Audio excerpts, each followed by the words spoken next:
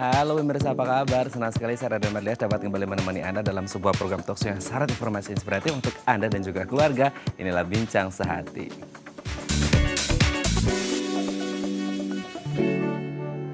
Ya pemirsa, apakah Anda sering mengalami pilek atau hidung tersumbat yang tak kunjung sembuh? Anda harus hati-hati, barangkali Anda mengalami yang namanya sinusitis. Gejalanya berupa ada nyeri gitu ya di bagian wajah atau juga ada ingus berwarna kuning kehijau-hijauan. Lalu apa itu sinusitis dan bagaimana cara mengobatinya? Nah, inilah topik yang akan kita bahas hari ini, yaitu sinusitis. Kalau kita ngomongin tentang penyakit, salah satunya sinusitis, ini memang salah satunya bisa dicegah dengan cara atau gaya hidup yang sehat. Lalu apa saja yang bisa kita lakukan supaya gaya hidup kita sehat? Kita bahas satu-satu ya. Kita lihat yang pertama, konsumsi makanan sehat. Betul banget. Jadi kalau kita ingin memiliki tubuh yang sehat, jauh dari penyakit, memang salah satu di antaranya harus memiliki imunitas tubuh yang baik. Nah, salah satu imunitas tubuh yang baik ini bisa didapatkan kalau kita mengonsumsi makanan yang sehat, penuh dengan asupan nutrisi, gizi, vitamin, dan lain sebagainya. Jadi pastikan, apalagi di masa pandemi gitu ya, ketika imunitas tubuh harus selalu dibangun dan ditingkatkan seperti itu, salah satu yang bisa kita lakukan adalah mengonsumsi makanan yang sehat. Kita lihat yang kedua ya. Hindari paparan polusi. Nah, ini juga ada kaitannya dengan sinusitis gitu ya. Jadi kalau sekarang di masa pandemi kan kita sudah dimaksimalkan dengan memakai masker gitu ya, bagian dari 3M. Jadi kalau Anda apalagi tinggal di kota besar seperti Jakarta dan area-area di sekitar Jakarta, Anda harus menggunakan masker untuk menghindari namanya paparan polusi seperti itu ya. Kita lihat yang ketiga. Olahraga. Nah, olahraga juga ini penting banget bagi kita selain makanan sehat gitu ya. Olahraga ini juga menjadi hal yang penting kalau kita ingin memiliki tubuh yang sehat. Apalagi masa pandemi, kalau bisa olahraganya sambil pagi hari, sambil kena sinar matahari gitu ya. Kita lihat yang keempat, cukup istirahat. Nah, ternyata sering orang mengabaikan ketika mereka sudah olahraga, makan sehat, tapi ternyata istirahatnya kurang, nggak sampai 7-8 jam per malam. Cuman ya beberapa jam aja. Ternyata istirahat atau tidur ini menjadi salah satu hal yang sangat penting dan vital ketika untuk meningkatkan imunitas tubuh supaya kita tetap sehat gitu ya. Kita lihat yang terakhir pemirsa, berpikir positif. Nah, ini yang penting dari segala-segala yang penting gitu ya, berpikir positif.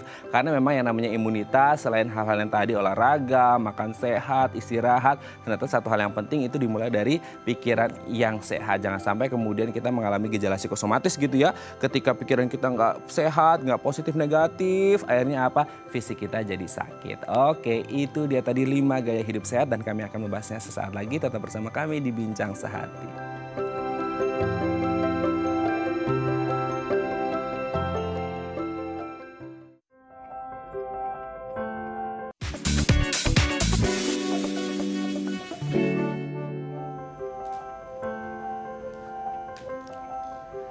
Baik, Anda masih bersama kami di Bincang Sehati. Tadi di segmen sebelumnya kita sudah membahas beberapa cara yang bisa kita lakukan supaya kita memiliki gaya hidup yang sehat. Nah, untuk membahasnya telah tersambung bersama kami di sambungan Zoom dengan Dr. Janice Fredlina dari Rumah Sakit Cinta Kasih Seci Cengkareng, Jakarta Barat. Selamat pagi Dr. Janice, apa kabar?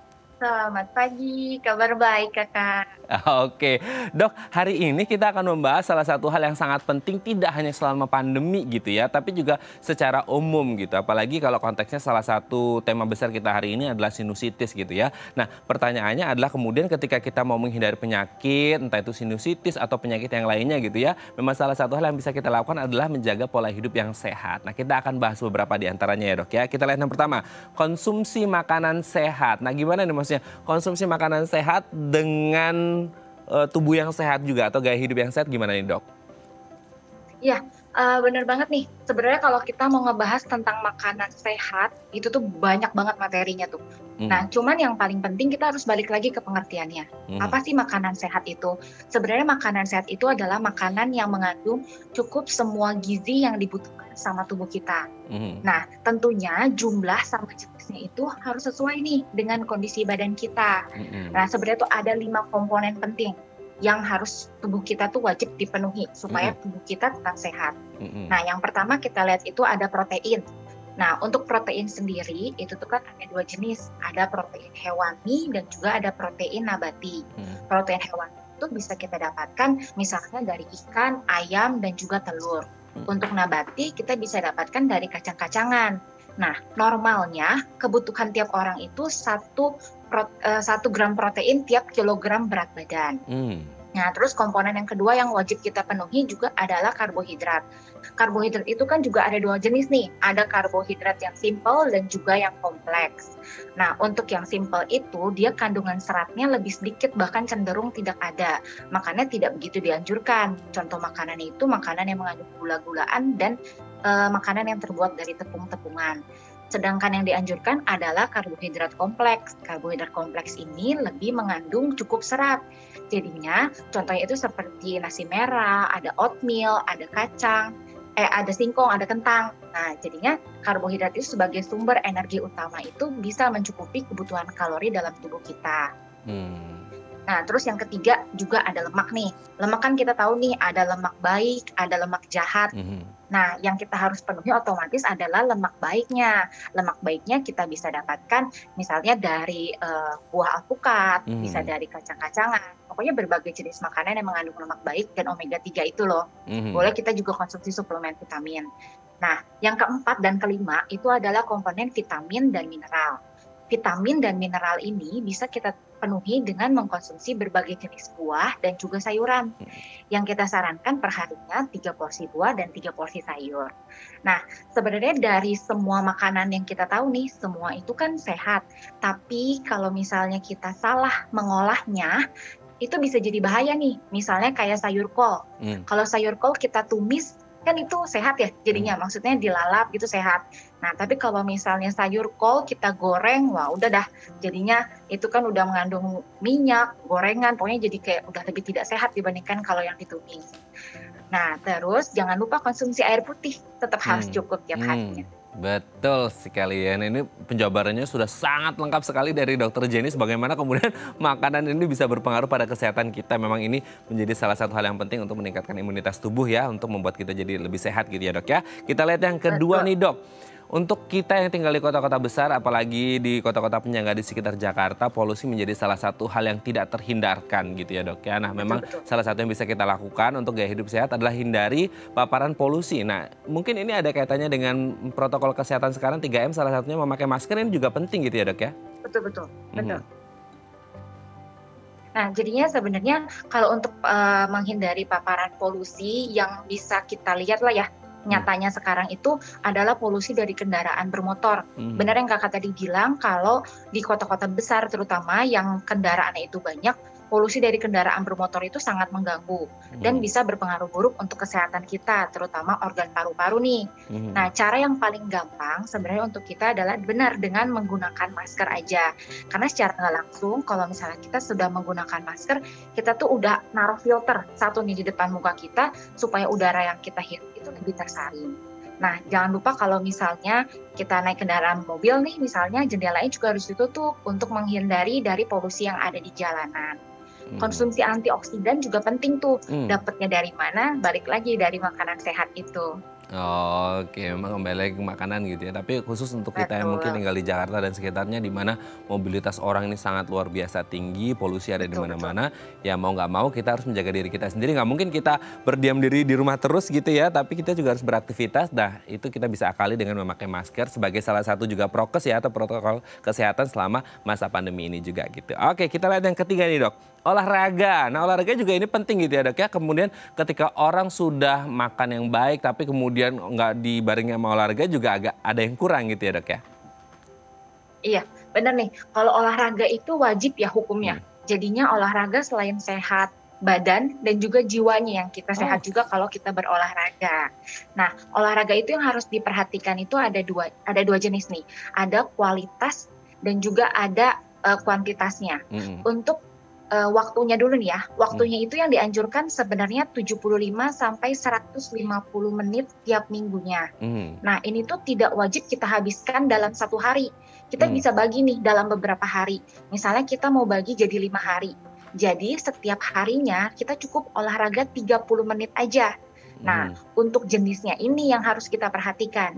Jangan olahraga ngikutin tren nih. Kita harus sesuai dengan kondisi badan kita. Misalnya, kita punya radang sendi nih, lutut kita sakit.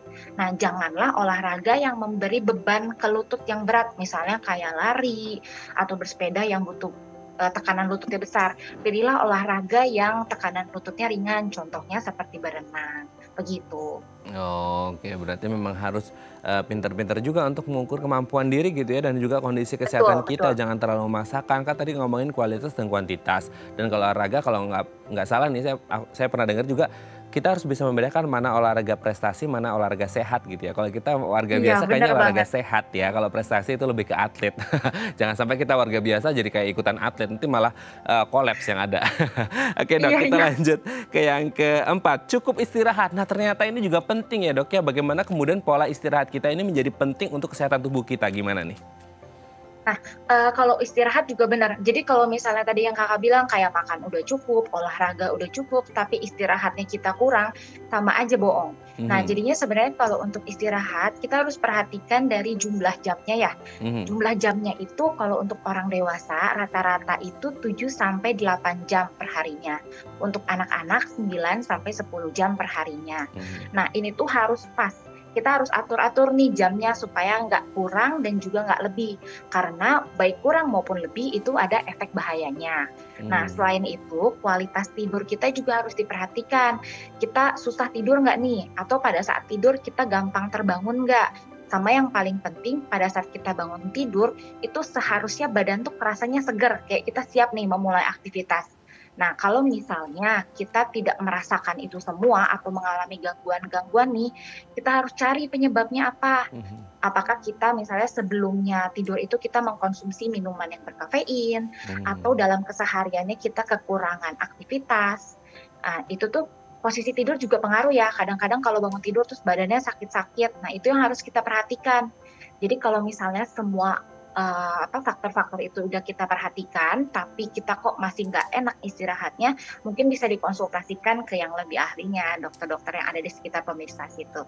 Oke ya, kembali lagi ke dokter untuk konsultasi supaya mendapatkan saran terbaik gitu ya. Jangan sampai Betul. dokternya itu dokter Google ya. Harus dokternya asli Iya bener. konsultasinya ya dok ya. Oke dok, kita lihat yang terakhir dok. Nah ini juga yang menjadi sangat penting gitu ya. Tadi kan dokter juga menyebut kalau kita olahraga itu sehat fisik dan juga sehat psikisnya gitu. Nah kalau ini berpikir positif. Nah bagaimana kemudian berpikir positif ini bisa berpengaruh gitu dok kepada gaya hidup kita atau kesehatan kita?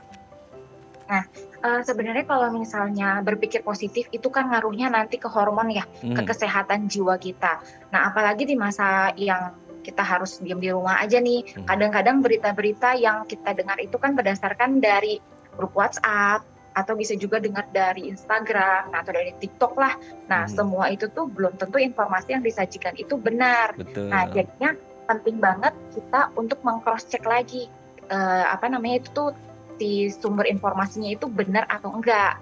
Kalau misalnya ternyata salah, terus kita udah kebawa stres tuh jadi terlalu berpikir secara berlebihan. Nah, otomatis badan kita itu jadinya kayak merespon, wah kita lagi stres nih, jadi kadang imun pun bisa turun, begitu. Oke, berarti memang bagaimana kemudian kita berpikir, tenangkan diri dan berpikir positif supaya semua ini bisa dilalui dengan baik, salah satunya di masa pandemi gitu ya. Tidak hanya bisa Betul. melalui ini dengan baik, tapi juga bisa berpengaruh pada imunitas. Nah, imunitas berpengaruh pada kesehatan kita. Dan kita doakan semoga pandemi ini segera usai gitu ya Dokter Janisya, supaya kita Benar-benar. semuanya bisa sehat-sehat terus dan bisa kembali beraktivitas seperti biasa. Terima kasih Dokter Jenis hari ini sudah berbagi Terima bersama kasih. kami di Bijang Sehati. Ini informasi yang sangat bermanfaat supaya kita tetap sehat-sehat terus gitu ya. Terima kasih Dok, selamat pagi dan salam untuk Ya, keluarga di terima kasih. rumah. Selamat pagi. Selamat pagi. Baik pemirsa, selanjutnya kita akan membahas tema kita hari ini sinusitis.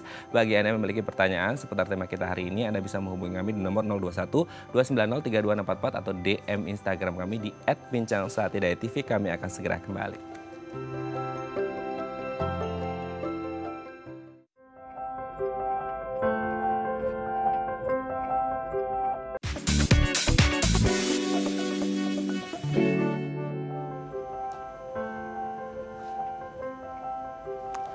Baik, Anda masih bersama kami di Bincang Sakti dan kita masih membahas tema kita hari ini sinusitis. Bagi Anda yang memiliki pertanyaan seputar tema kita hari ini, Anda bisa menghubungi kami di nomor 021 290 3244 atau DM Instagram kami di @bincangsehati.tv. Nah, untuk membahasnya telah tersambung bersama kami di sambungan Zoom dengan Dr. Lia Natalia SPTATKL, spesialis telinga hidung tenggorok bedah kepala leher dari Mayapada Hospital Tangerang. Selamat pagi Dr. Lia, apa kabar? Selamat pagi. Oke, Dok, Baik, kita ketemu lagi meskipun sekarang kita ketemunya secara virtual gitu ya, Dok ya. Oke, Dok, hari ini kita akan membahas salah satu penyakit yang mungkin ada terjadi pada manusia, cuman manusianya ini kayaknya nggak begitu paham dengan penyakit ini gitu ya, Dok ya, sinusitis. Nah, kalau sebelum membahas penyakitnya yang dimaksud dengan sinus itu apa sih, Dok, sebenarnya? Sinus itu merupakan rongga kecil yang terhubung lewat, jadi adanya di tulang tengkorak atau tulang wajah ini yang terhubung melalui saluran udara. Mungkin ada gambarnya. Oke, kita lihat gambarnya. Lebih jelas. Dan dia itu adanya di sekalian ya, letaknya itu ada di dahi yang namanya sinus frontal, ada juga di hidung, sinus ethmoid, ada di pipi sini, sinus maxilar, dan satu lagi ada yang di belakang hidung, namanya sinus sphenoid yang digambar. Oh, seperti yang digambar ini ya, Dok ya? Oke, berarti memang ini menjadi bagian dari sinus itu sendiri ada di beberapa tempat gitu ya, Dok ya? Ya, ada banyak dan sepasang-sepasang, kecuali yang sphenoid ada di tengah-tengah. Oke, tapi ini memiliki satu fungsi yang sama atau berbeda-beda sebenarnya, Dok? Sebenarnya fungsinya sama, kesemuanya itu jadi satu fungsi. Salah satu fungsinya itu ya mengurangi massa dari tulang wajah, kan kalau semuanya padat lebih berat kepala kita. Yeah. Lalu untuk resonansi suara juga.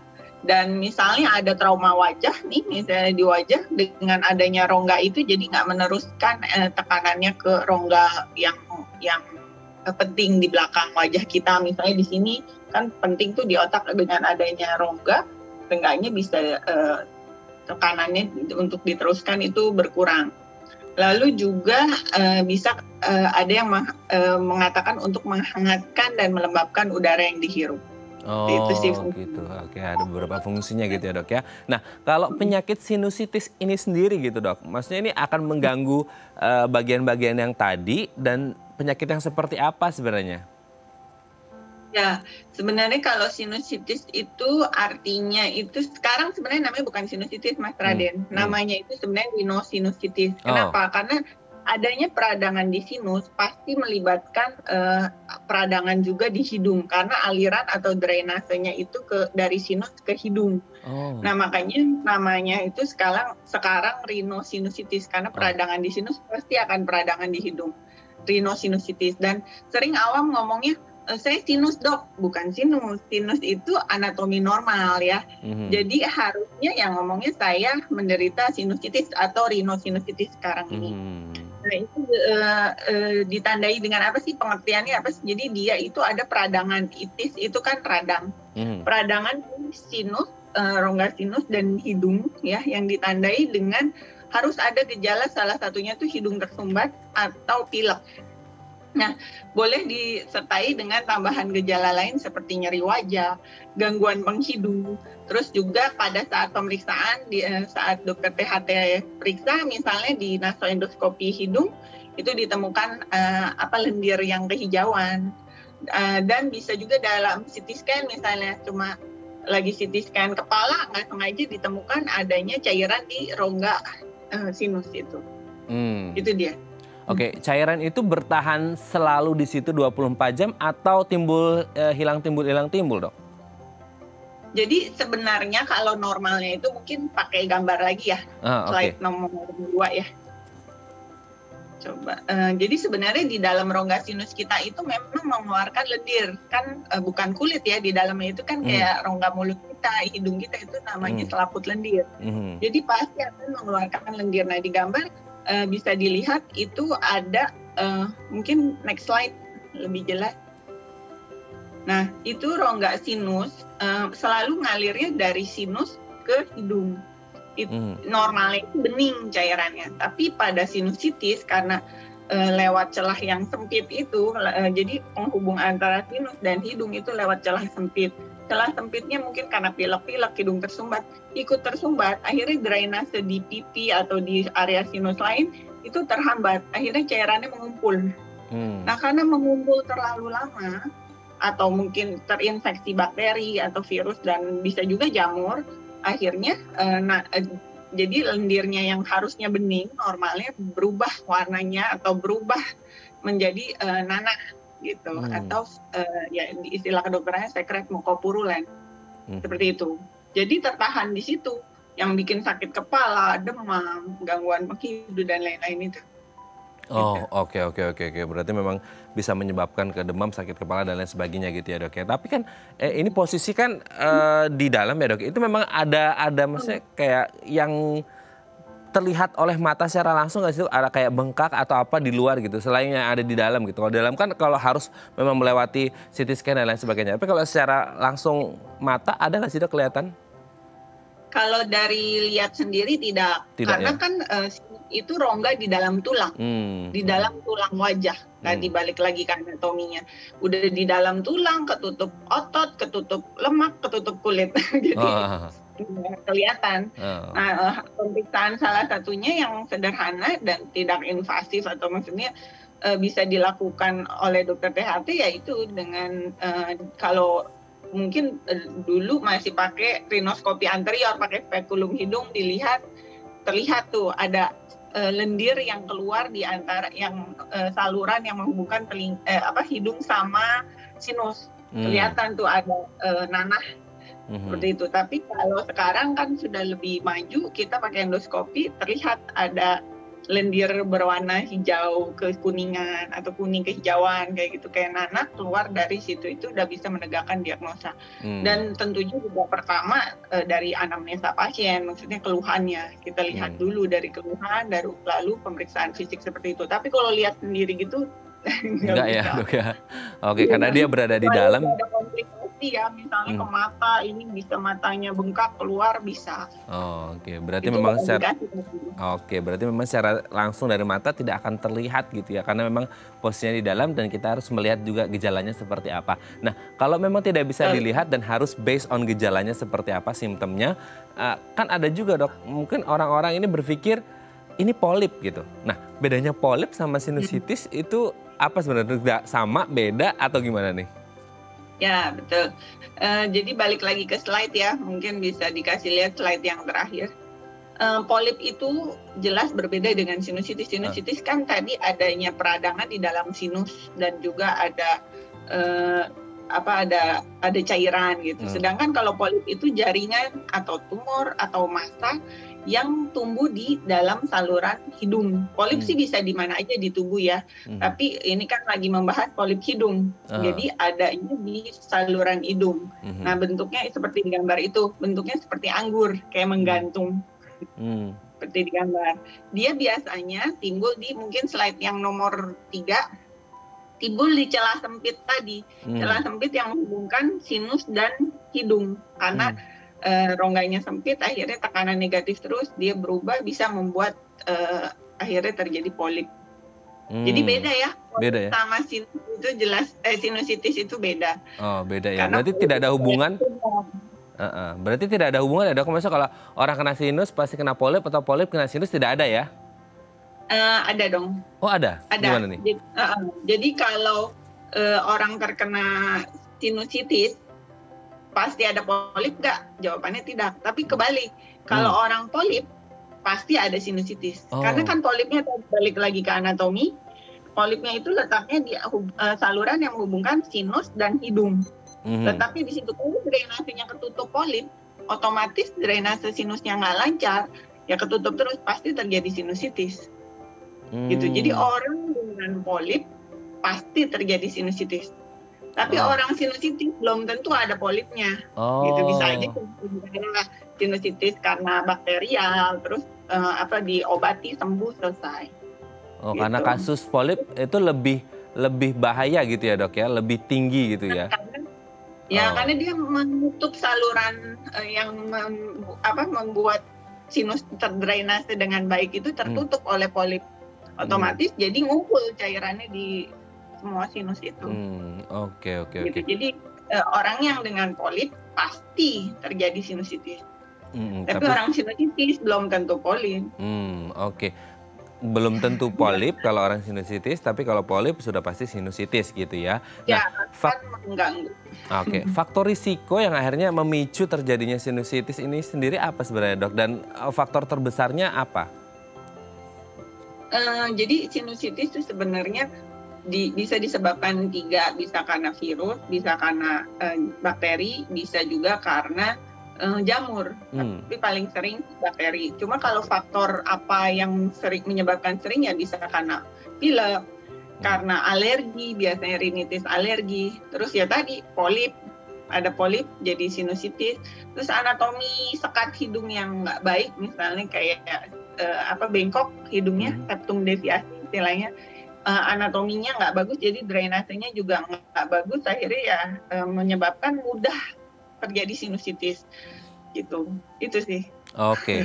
Berarti kalau semisal kan ada hubungan, salah satu gejalanya kan yang bisa kita lihat itu pilek atau hidung tersumbat nggak kunjung sembuh gitu ya, Dok ya. Nah, sebenarnya apakah orang dengan keluhan pilek yang sebenarnya dia tidak mengarah ke sinusitis tapi tidak ditangani dengan baik, akhirnya itu bisa berujung sinusitis nggak sih, Dok? Atau enggak gitu, atau gimana nih?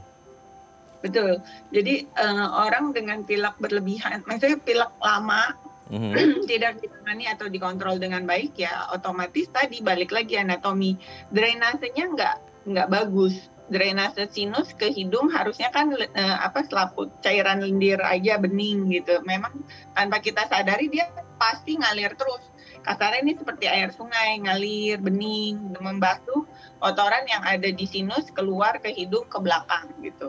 Tapi dengan adanya bengkak, pilek, tersumbat kan pasti namanya pilek-pilek biasa itu kan pasti di dalamnya bengkak, ada lendirnya yang kental, akhirnya membuat drainasenya terganggu.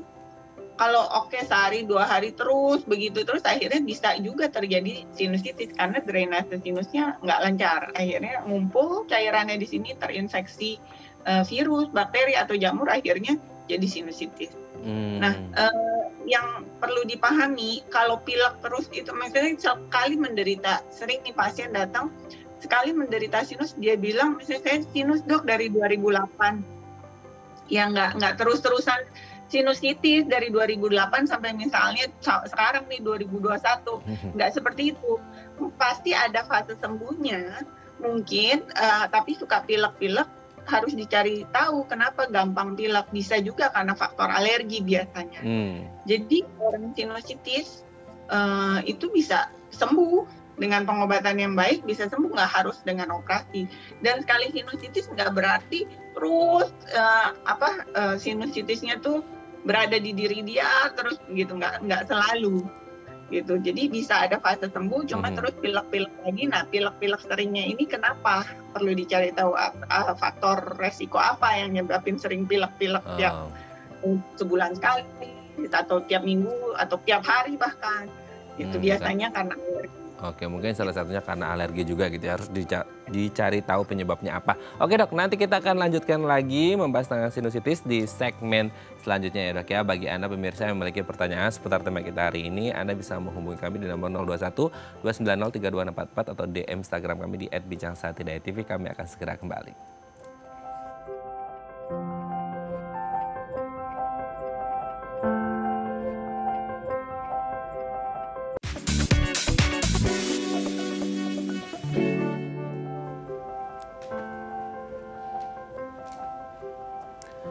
Baik, Anda masih bersama kami di Bincang Saati dan kita masih membahas tema kita hari ini sinusitis. Bagi Anda yang memiliki pertanyaan, Anda bisa menghubungi kami di nomor 021 290 3244 atau DM Instagram kami di @bincangsaati.tv. Masih bersama dengan Dr. Lia Natalia SPT HTKL dari Mayapada Hospital Tangerang. Kita lanjut lagi ke Dr. Lia ya. Dok, sebenarnya kalau kita ngomongin sinusitis, kan tadi kita sudah ngomongin tentang penyebabnya dan lain sebagainya. Nah, ketika seseorang didiagnosis mengalami sinusitis gitu ya dok ya, itu tindakan yang harus dilakukan apa dok yang pertama-tama harus dilakukan ini? Tentunya kalau sudah didiagnosa sinusitis, terapi ya, Jadi nanti dari kan yang mendiagnosa dokter THT. Tandanya kalau sudah didiagnosa dia sudah berobat ke dokter THT, nanti akan diterapi. Terapinya itu ya macam-macam, ada antibiotik, ada dekongestan, anti radang, anti inflamasi, terus cuci hidung yang sekarang lagi ngetren dengan larutan fisiologis. Terus juga ada juga pakai semprot kortikosteroid. Intinya semua itu untuk mengevakuasi lendir yang campur nanah di dalam sinusnya. Lalu dievaluasi 7 hari bagaimana perkembangannya, terus 14 hari bagaimana perkembangannya. Kalau baik, respon dengan obat-obatan atau medikamentosa, ya selesai sakit sinusitisnya.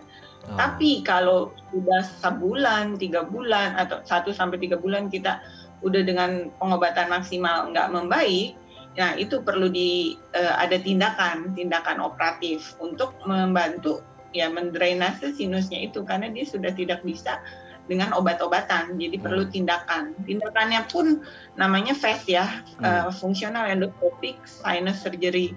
Itu kan fungsional endoscopic sinus, jadi dibuat fungsi sinus fungsional, jadi minimal hidungnya nggak ada yang hilang ya, nggak ada jahitan gitu, jadi pakai endoskopi semuanya, alatnya masuk lewat hidung sini, dan selesai operasi wajahnya ya seperti biasa. Kadang orang kalau operasi sinus suka mikirnya hidungnya diapain. Itu. Oke dok, sebelum lanjut kita sudah ada DM Instagram nih dok, kita akan bacakan terlebih dahulu. Dari @jokowahyudi nih dok. Dok, saya kalau bangun tidur pagi itu sering banget hidung mampet, bersin dan keluar ingus. Tapi kalau keluar rumah kena sinar matahari dan beraktivitas itu nggak lagi atau hilang gitu. Itu sinusitis atau apa ya dok ya? Atau gimana nih? Silakan dok. Ya, jadi belum tentu sinusitis. Memang sinusitis itu tadi gejalanya harus ada salah satu hidung tersumbat atau pilek disertai gejala lain yang tadi nyeri wajah, sakit kepala atau penurunan menghidu, dan harus juga perlu pemeriksaan fisik juga sih. Nah, kalau dari gejala tadi sepertinya bisa juga rinitis alergi, ya perlu diperiksa ke THT. Nanti dilihat lagi di nasoendoskopi hidungnya cairannya hanya bening atau ada yang sekret mukopurulen atau nanah itu. Jadi belum tentu sinusitis, bisa juga yang kalau keluhan dari tadi yang menanyakan itu bisa juga namanya rinitis alergi. Jadi perlu pemeriksaan lebih lanjut sih. Gitu. Kalau misal tidurnya mungkin tidurnya di AC gitu kali ya dok. Jadi dingin, terus kemudian kalau dia beraktivitas kena sinar matahari nggak mampet lagi, berarti ini bisa dikatakan alergi juga mungkin ya dok? Udara di dalam ruangannya atau seperti apa? Ya, jadi mesti pemeriksaan lebih lanjut sih untuk menentukan ini alergi atau bukan. Ini curiganya karena alergi. Memang sebenarnya alergi itu bukan alergi dingin. Kadang pasien sering tanya, dok saya kalau tiap dingin pilek-pilek saya alergi sama dingin gitu. Nggak ada alergi dingin sebenarnya. Alergi itu bukan dinginnya AC, tapi lebih ke debu di dalam AC-nya. Misalnya nih kita jalan-jalan sebelum pandemi ya, misalnya jalan-jalan ke tempat yang dingin tapi bersih, misalnya di Jepang atau di Eropa atau di mana misalnya. Ini pasien alergi, tiap di Indo dingin dingin bersin-bersin bilang, tapi kok keluar saya nggak kambuh ya dok ya itu. Karena walaupun dingin udaranya bersih, jadi bukan dinginnya yang menyebabkan kambuh, tapi debunya. Sirkulasi udaranya ya? Iya, polusi udaranya yang menyebabkan ini. Ya kalau AC ya debu di dalam AC-nya. Gitu. Oke, berarti solusinya bersihin AC-nya gitu ya, supaya tidak ada debu-debunya. Oke, semoga sensitif. Oke, mungkin karena hidungnya sensitif gitu ya. Oke, semoga ini bisa menjawab pertanyaan dari Pak Joko Wahyudi. Kita lihat sepertinya ada DM Instagram lagi, dok. Ini sepertinya hari ini banyak yang bertanya ini dok, kita lihat. Dari @paulus.florianus, dok setiap pagi habis mandi hidung saya selalu berlendir dan berdahak meskipun mandi pakai air hangat. Apakah ini termasuk sinusitis? Kita lihat lagi. Ya tadi sama sih ya. Habis mandi. Ini sama ini ya dok ya, ini habis mandi Ya. pagi selalu berlendir dan berdahak meskipun mandi pakai air hangat. Ini termasuk sinus atau bukan? Gimana nih dok? Ya, ini perlu pemeriksaan lebih lanjut, tapi jadi belum tentu sinusitis. Bisa juga kalau pagi memang alergen di udara itu tinggi pada pagi atau malam hari. Dari ada penelitiannya di udara tuh lebih tingginya pas pagi atau malam hari. Makanya pasien cenderung gampang pilek di pagi atau malam hari untuk orang yang alergi ya. Gitu. Jadi kalau yang tiap pagi pilek bisa juga ini kemungkinan rinitis alergi, belum tentu sinusitis. Gitu. Jadi ya tadi sinusitis dari gejalanya perlu ada ini tambahan, ada gejala tambahan, dan juga biasanya perlu pemeriksaan fisik ya tadi ada lendir yang campur nanah atau sekret mukopurulen pada saat pemeriksaan fisik di hidung. Jadi belum tentu sinusitis, bisa juga alergi. Oke, semoga ini bisa menjawab pertanyaan dari Pak Paulus ya. Oke dok, ini sebenarnya ada penelpon juga dok, cuman beliaunya ini nggak mau live langsung gitu. Jadi beliau ini bertanya, pemirsa Bincang Saat ini kayaknya hari ini rame nih dengan Dokter Lian ya, sinusitis. Ini sepertinya beliau ini mengalami sinusitis. Nah sebenarnya apa sih yang harus dilakukan supaya kita bisa hidup tanpa sinus? Maksudnya mungkin cara yang bisa dilakukan supaya terhindar dari sinus. Terus yang kedua itu makanan apa yang baik dikonsumsi oleh mereka yang menderita sinusitis gitu dok? Oke, jadi pencegahan untuk yang bisa dilakukan untuk mencegah terjadinya sinusitis ya tentunya jangan pilek. Bagaimana caranya tidak pilek? Itu salah satunya ya lingkungannya harus bersih, hindari polusi, misalnya polusinya itu ya salah satunya kalau di jalan ya pakai masker, terus hindari asap kayak knalpot tadi ya di jalan atau asap rokok. Ya udah tahu sinusitis, gampang terjadi pilek-pilek tapi tetap merokok ya sama aja, itu juga memperparah jadinya. Terus kedua sirkulasi ruangan, ya entah ruangan kerja, di rumah, tempat tidur, ya sirkulasinya dibuat baik dan tidak lembab. Jadi dengan sirkulasi yang baik, tidak lembab juga membantu mengurangi faktor resiko terjadinya sinusitis. Dan terus juga ya dengan tadi jangan pilek ya otomatis daya tahan tubuhnya juga harus baik. Imunitas tubuhnya juga harus baik ya dengan makanan bergizi. Mungkin tadi dokter sebelumnya sudah menjelaskan juga cara asupan gizi yang baik seperti apa, yang tinggi protein, tinggi karbohidratnya dikurangi, seperti itu salah satunya. Ya seperti itu sih pola hidup baik, jaga ini, atau boleh dengan sekarang nih cuci hidung. Tapi cuci hidung nggak boleh dengan air garam ya. Kadang dengan cuci hidung katanya pakai air garam. Jadi garam dapur itu tidak untuk cuci hidung, diencerkan dengan cuci hidung. Karena di dalamnya itu ada zat-zat lain yang tidak baik untuk hidung. Misalnya ada iodiumnya, ada mungkin ada beberapa pengawetnya. Ada yang juga garamnya pakai kayak perasa gitu. Seperti itu nggak boleh. Jadi harus yang larutan fisiologis seperti NaCl 0,9%. Jadi cuci hidung pakai itu, atau ada juga yang saset-saset emang khusus untuk cuci hidung gitu. Jadi ya seperti itu jaganya ya. Oke, dan pasti kalau makanannya makanan yang bergizi dan bervitamin ya dok ya. Iya. Oke, terakhir dok, mungkin sebelum kita nanti membahas tips untuk menjaga kesehatan hidung gitu ya, sebenarnya pengobatannya ini bisa berlangsung berapa lama dok? Dan apakah harus selalu dilakukan tindakan operasi atau tidak? Ya, jadi untuk pengobatan sendiri tadi yang saya bilang, kalau dari misalnya sudah ditegakkan itu evaluasinya tiap minggu sih, per 7 hari. Kalau respon antibiotik dengan atau medikamentosa dengan tadi cuci hidung, spray hidung baik, ya setelah seminggu bisa baik. Tapi rata-rata sih sekitar bisa 2 mingguan. Tapi bisa juga ada yang sampai 1 bulan sudah pengobatan teratur, tapi tidak ada respon, tidak perbaikan, yaitu perlu operasi. Bisa 1-3 bulan dari pengobatan. Jadi nggak langsung sinusitis awal-awal langsung dioperasi, tidak seperti itu. Jadi kadang pasien juga takut, dok saya sinusitis saya dioperasi. Nggak selalu, karena sinusitis itu bisa respon dengan medikamentosa dan bisa sembuh. Ini suatu penyakit infeksi kok, jadi bisa sembuh. Kecuali tadi ada faktor pemberat, misalnya anatominya, bengkok hidungnya, nah atau ada polip. Nah itu perlu tindakan lebih lanjut sih, perlu operatif misalnya.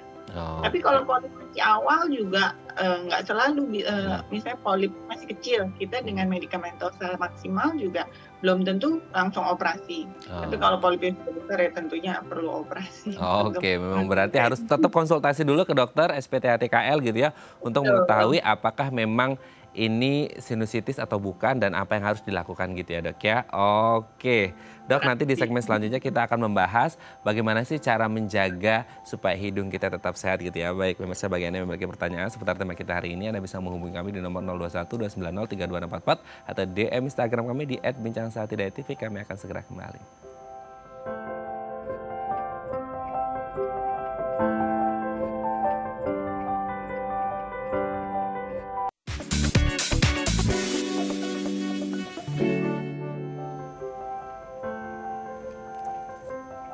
Baik, Anda masih bersama kami di Bincang Sehati dan kita masih bersama dengan Dr. Lia Natalia SPTHTKL dari Mayapada Hospital Tangerang. Dok, di segmen terakhir ini kita akan membahas beberapa tips yang bisa kita lakukan untuk menjaga kesehatan hidung kita ya. Karena kalau ngomongin sinusitis atau rhinosinusitis gitu ya, sekarang istilah terbarunya, ini memang harus bagaimana cara kita menjaga kesehatan hidung kita. Kita lihat yang pertama dok, hindari polusi udara apalagi kita di kota besar seperti Jakarta dan sekitarnya, apalagi masa pandemi juga kita dianjurkan untuk pakai masker. Ternyata polusi udara itu berpengaruh besar pada kesehatan hidung kita ya dok ya, bagaimana nih? Ya, betul, karena polusi udara itu kan misalnya seperti asap knalpot ya, terus rokok, itu iritasi terhadap selaput lendir kita. Otomatis dengan adanya zat-zat yang mengiritasi selaput lendir di dalam hidung itu jadi membuat reaksi ya seperti bengkak, berair, itu ya faktor resiko yang jadi sebabin gampang pilek, tersumbat, ya akhirnya terjadi, bisa juga terjadi sinusitis atau batuk pilek seperti itu, batuk pilek biasa, common cold istilahnya.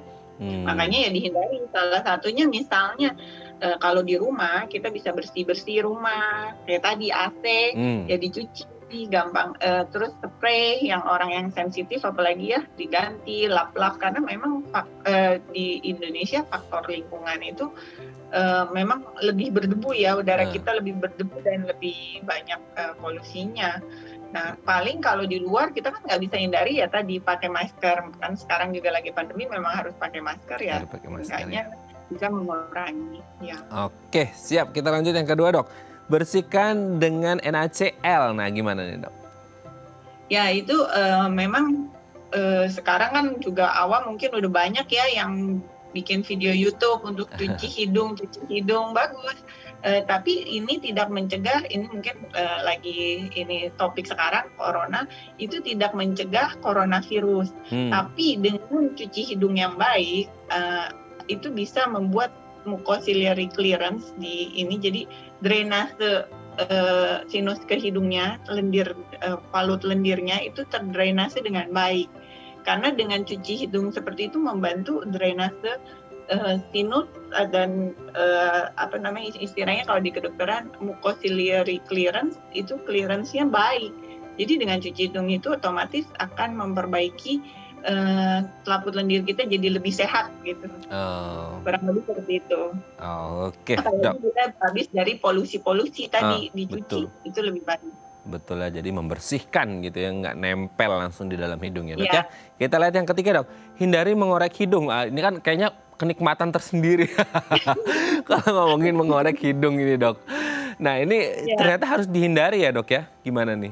Iya, kenapa? Karena satu, dengan korek kan jadi iritasi juga satu, kedua bisa jadi mimisan. Kenapa juga bisa sampai mimisan? Kadang ada yang korek nggak mimisan, ada yang korek mimisan, tergantung arah koreknya juga. Dan memang di sekat hidung kita 1-2 cm dari lubang hidung itu ada pembuluh darah yang letaknya di permukaan, jadi di sekat hidung di sini. Itu namanya plexus Kieselbach, itu yang sering mimisan baik anak kecil sampai dewasa. Kalau korek-korek itu jadi kayak membuat lecet dan kebetulan memang pembuluh darahnya itu letaknya di permukaan. Maksudnya kena sedikit bisa biur gitu.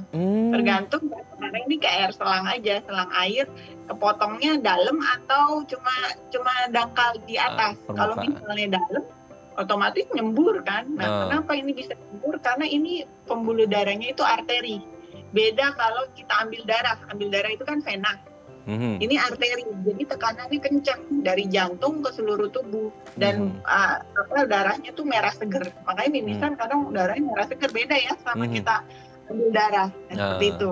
Jadi jangan korek-korek karena memang bisa buat lecet dan perdarahan malah. Akhirnya mesti ke rumah sakit. Oke, Dok, kita lanjut yang selanjutnya, Dok. Jaga kelembapan hidung. Hidung yang lembab ini juga baik atau seperti apa ini, Dok? Berarti?